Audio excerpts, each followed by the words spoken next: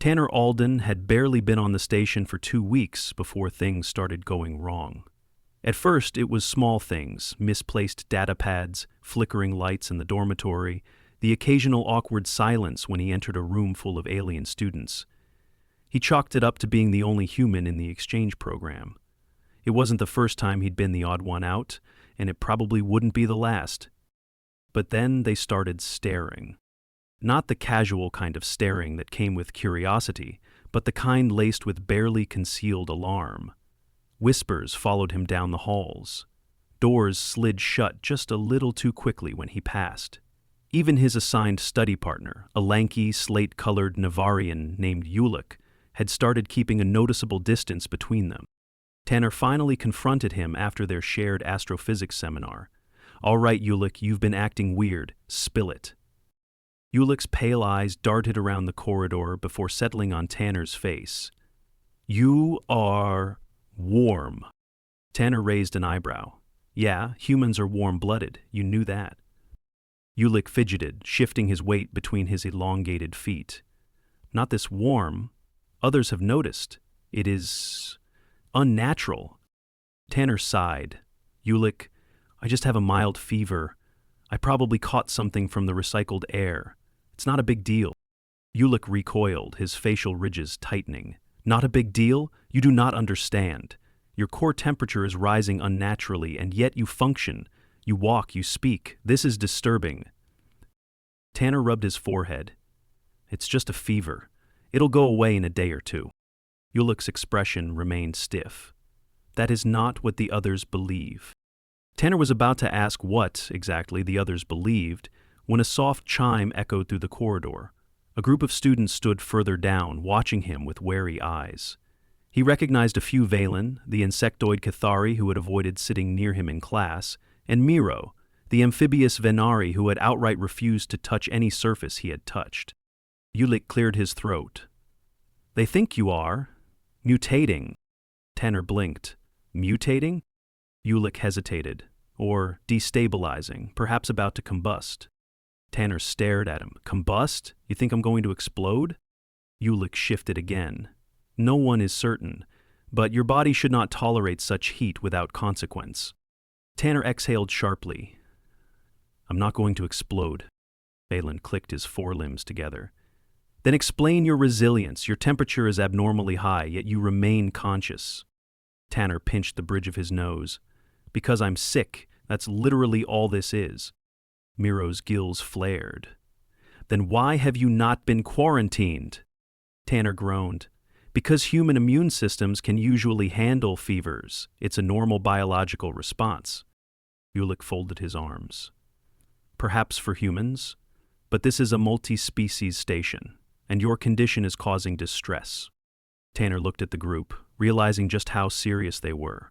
To them, his fever wasn't an inconvenience. It was a biological anomaly that defied everything they understood. Before he could argue further, an authoritative voice interrupted. "Tanner Alden, report to medical immediately." Tanner turned to see Instructor Ralvik, the station's chief academic officer, standing at the end of the corridor.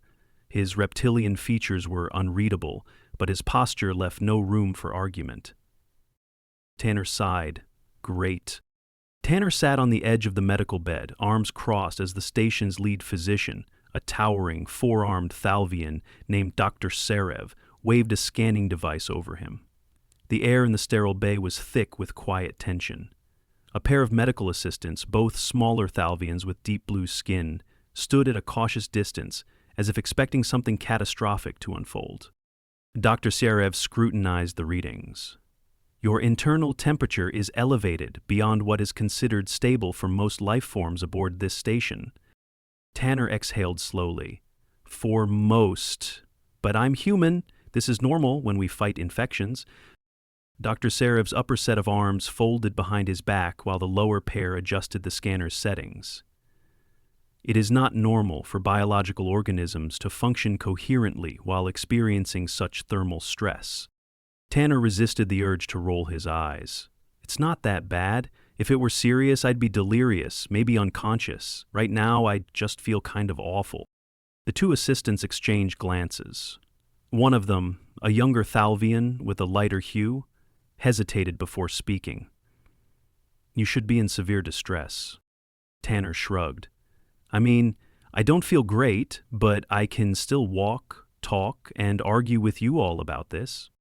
Dr. Sarev studied him in silence for a moment before activating a data pad. "Your species' medical resilience is underdocumented. Most records focus on your ability to sustain injuries, not internal thermal regulation." Tanner rubbed his temples. "We get fevers to fight infections. Higher temperature helps our immune system work faster. It's just how we evolved." Dr. Sarev tapped something on the pad. "Yet your body is deliberately increasing its own heat, risking cellular damage." Tanner nodded. "Yeah, but only to a point. If it gets too high, then it's dangerous, but right now, this is manageable." Dr. Sarev gestured to one of the assistants, who disappeared behind a partition. "We will administer a cooling agent." Tanner shook his head. "That's not necessary. I just need rest, fluids, and maybe something to bring the fever down a little." Dr. Sarev's lower arms twitched. "Allowing your biology to self-regulate under these circumstances appears reckless." Tanner sighed. "It's literally what my body is designed to do. I promise. I'm not about to melt into a puddle." The assistant returned, carrying a vial of pale blue liquid. Dr. Sarev took it and held it up. "This compound will lower your internal temperature without disrupting other functions." Tanner hesitated. "Is it safe for humans?" Dr. Sarev tilted his head. "It has not been tested on your species." Tanner exhaled sharply. "Then I'm not taking it. Look, I appreciate the concern, but I know my own limits." Dr. Sarev set the vial aside. "Then what treatment do you require?" "Water, maybe some electrolytes, and a place to sleep." Dr. Sarev considered this. "Rest and hydration alone." Tanner nodded. "That's how humans handle most fevers unless they become severe." The physician gestured to the assistants, who quickly retrieved a container of water. Tanner took it gratefully, drinking deeply. Dr. Sarev observed him. "Your species' ability to withstand such physiological extremes is concerning." Tanner wiped his mouth. "It's just normal human biology." Dr. Sarev's eyes narrowed slightly. "From an external perspective, it is not normal. It is alarming." Tanner leaned back against the medical bed. "I'm starting to get that impression." Dr. Sarev tapped something into the data pad. "You will remain here under observation." Tanner groaned. "I don't need to be monitored like I'm some kind of unstable reactor." Dr. Sarev's upper arms folded again. "Your condition is unprecedented. Until we are certain you will not deteriorate, caution is necessary." Tanner knew arguing wouldn't get him anywhere. He sighed and set the water container aside. "Fine. But I'm telling you, I'll be back to normal in a day or two." Dr. Sarev's expression remained unreadable. "We shall see." Tanner woke to the sensation of something cold pressed against his forehead. He blinked groggily, disoriented by the dim glow of the medical bay. One of the Thalvian assistants stood nearby, adjusting a cooling pack against his skin with delicate precision. The fever had left him sluggish, but not nearly as bad as the aliens seemed to expect. He still surf-landed, sat up straight. Dr. Sarev stood at the foot of the bed, studying a holographic display with quiet intensity. The room was eerily silent, save for the occasional hum of medical scanners. Tanner shifted, trying to sit up, but the assistant tensed, as if expecting him to collapse. The physician finally acknowledged him. His lower arms gestured toward the display without looking away. "Your vitals remain within functional parameters despite the persistent elevation in temperature." Tanner rubbed his eyes. "Told you! Human fevers aren't a death sentence." Dr. Sarev's gaze flicked toward him, unreadable. "Your biology contradicts conventional stability models. Most species aboard this station would be in critical condition under similar circumstances." Tanner sighed, already drained from the conversation. "Humans have weird immune systems. We don't just fight off infections, we adapt to them. It's why we get fevers instead of shutting down completely." The assistant withdrew the cooling pack cautiously, as if expecting something to go wrong. Tanner flexed his fingers, rolling his shoulders. His muscles ached, but his mind was sharp enough. Dr. Sarev gestured toward another monitor. Your energy expenditure remains consistent despite your body diverting resources toward immune response. This is unusual. Tanner exhaled slowly. We don't just burn hotter when we're sick. We keep moving. Sitting still doesn't help recovery. Our bodies expect us to function even when we feel terrible. The assistant hesitated before speaking. This, endurance, it is unnatural. Tanner let out a weak laugh. For humans, it's just how we survive. Our history is built on pushing through worse things than a fever. Sarev studied him for a long moment. This level of self-sufficiency disrupts standard medical protocols. Most species require external intervention at this stage. Tanner ran a hand through his hair. I get that it's weird to you, but trust me, I've had worse. I've had fevers so high I could barely stand, and I still made it through with some rest and fluids. The assistant exchanged a glance with Dr. Sarev before stepping back. The physician's upper arms folded behind his back, his lower set adjusting a control panel. Your condition appears to be stabilizing. However, your presence has caused distress among the station's inhabitants. Tanner groaned. Let me guess, they still think I'm about to burst into flames? Dr. Sarev didn't react. Your resilience creates uncertainty. Many fear what they do not understand. Tanner rubbed his temples. Great, so now I'm a biological horror story? The assistant hesitated. Not horror, but perhaps an anomaly. Tanner sighed. Look, I get that my immune system doesn't make sense to you, but I promise you, I'm not about to mutate into something terrifying. Dr. Sarev deactivated the display. Your condition will be monitored for another cycle. Afterward, you may resume normal activity if no further complications arise. Tanner stretched his arms carefully. Fine, but when I walk out of here completely fine, you'll have to explain to everyone that humans are just like this. The assistant shifted uncomfortably but said nothing. Dr. Sarev simply turned toward the main console, leaving Tanner to rest. As he settled back against the medical bed, he couldn't help but wonder just how long it would take for the rest of the station to stop treating him like a ticking time bomb. Tanner sat on the edge of the medical bed, swinging his legs idly as Dr. Sarev adjusted the monitoring equipment. The fever had broken sometime during the night, leaving him feeling wrung out but otherwise functional. The assistant still hovered nearby, observing him with a level of scrutiny usually reserved for hazardous materials. Ulick arrived a short while later, standing stiffly in the doorway before stepping inside. He hesitated, his gaze flicking toward the medical monitors. Tanner raised an eyebrow. You look like you're expecting to find me mid-transformation. Ulick clasped his hands behind his back. There was discussion among the students about your status. Many assumed you would require extensive intervention. Tanner let out a slow breath. Nope, just needed time. Dr. Sarev finished his adjustments and turned to face them. Your vitals have returned to what is considered normal for your species. There are no lingering abnormalities detected. Ulick's facial ridges flexed slightly. Yet you are in a state that would have incapacitated most other species aboard this station. Tanner ran a hand through his hair. Humans bounce back. Our bodies are built for endurance. We don't heal instantly, but we recover faster than you might expect. Ulick considered this. The concept of your body enduring such stress autonomously is still unsettling to many. Tanner sighed. I get it, but I wasn't in danger. It was just a fever. Dr. Sarev adjusted a medical tablet. Your biological response patterns will be recorded for future reference. Should another human require medical assistance, this data will provide a framework for treatment. Tanner nodded. Good. Maybe next time people won't assume I'm about to self-destruct.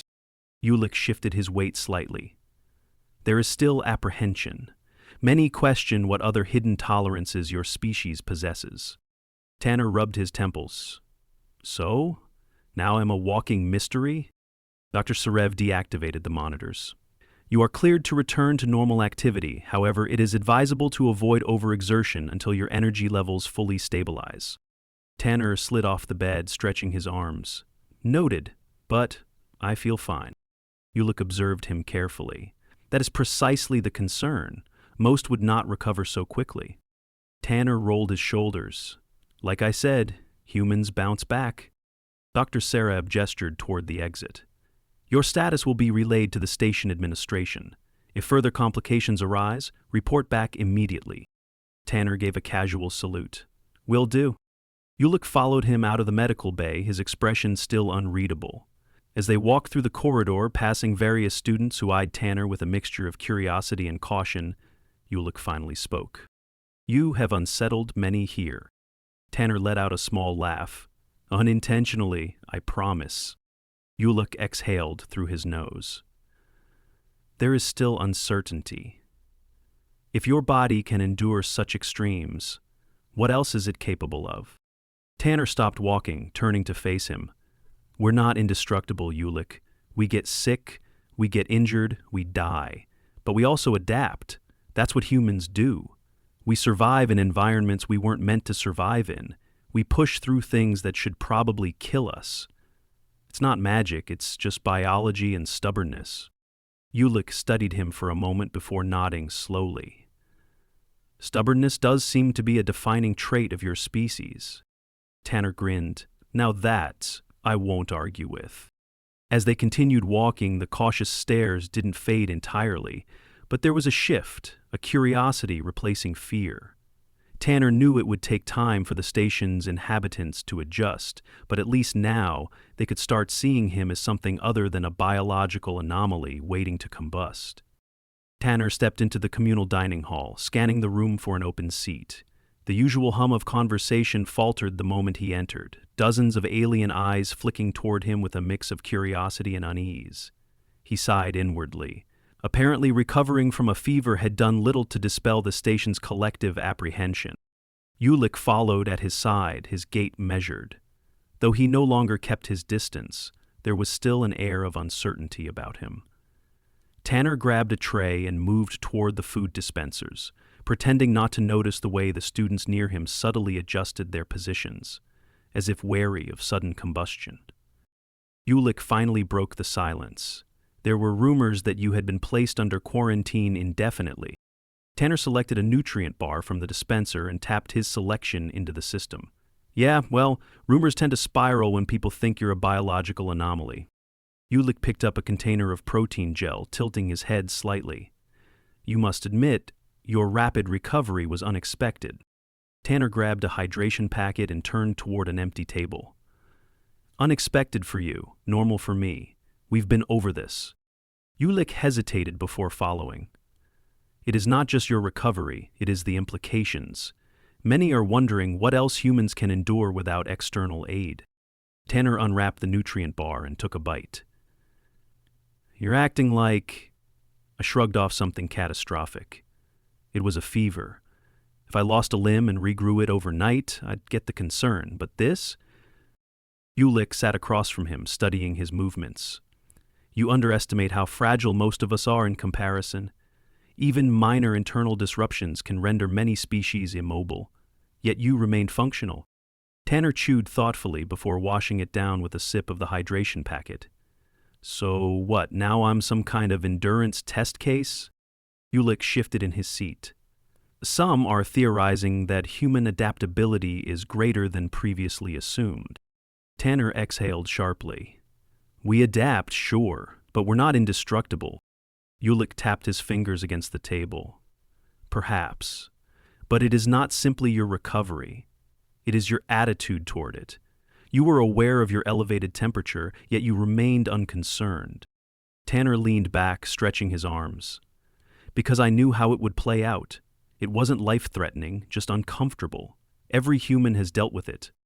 Ulick studied him for a moment before glancing toward the other students, many of whom were still casting sideways glances in their direction.